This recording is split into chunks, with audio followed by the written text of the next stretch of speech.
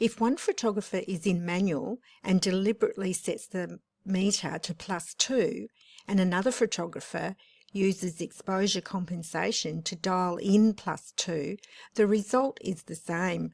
+2 stops is +2 stops.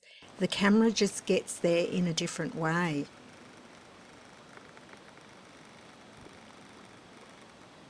HighKey photography is going to push your camera settings. To keep movement reasonably sharp, you still need enough shutter speed, and to capture your subject in lower light, you often need to raise your ISO. Because you're intentionally shooting high key, you're asking the camera to record more light than normal, so those settings come under pressure.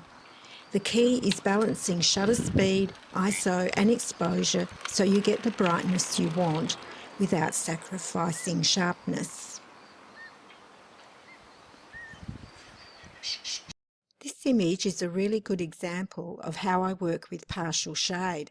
What I look for is the bird to be in full shade and the background in the light. The background here is naturally quite dark, greens, browns, shaded vegetation, but I've deliberately exposed to get the subject exactly where I want it.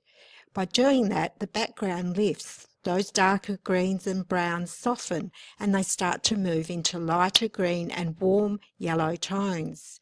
That's intentional. I'm not trying to hold the background dark. I'm happy for it to brighten and simplify because it helps separate the subject and keeps the image clean.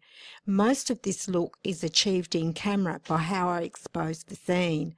Lightroom is really just used to refine it. Small adjustments, not rescue work. This kind of situation where understanding how light falls on your subject versus the background really matters, and where you place your exposure makes all the difference.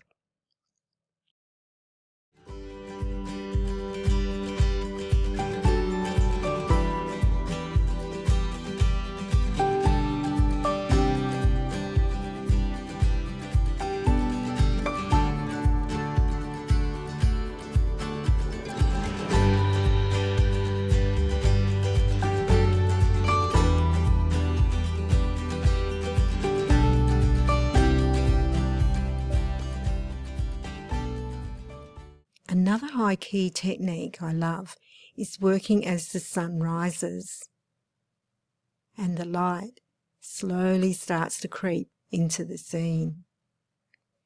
You can still get those soft pink tones, while gentle hints of golden light begin to touch the bird from different angles. As the bird moves, especially if it lifts or spreads its wings, that golden light can catch the feathers beautifully.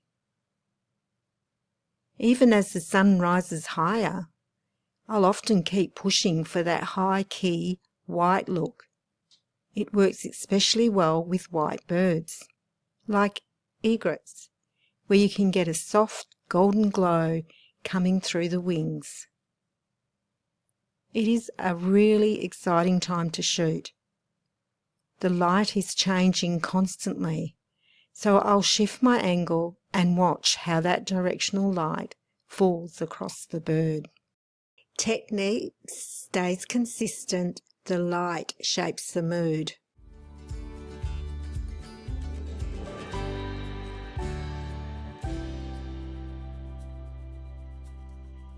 There's a difference between having light behind the bird and shooting true backlight. Both can work, but they can create very different results.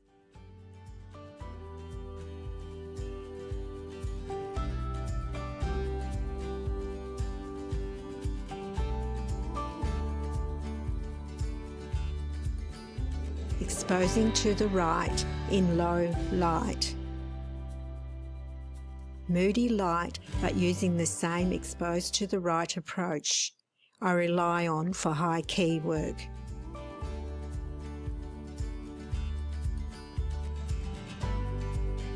The guy's got cobwebs on his ears. He's so beautiful.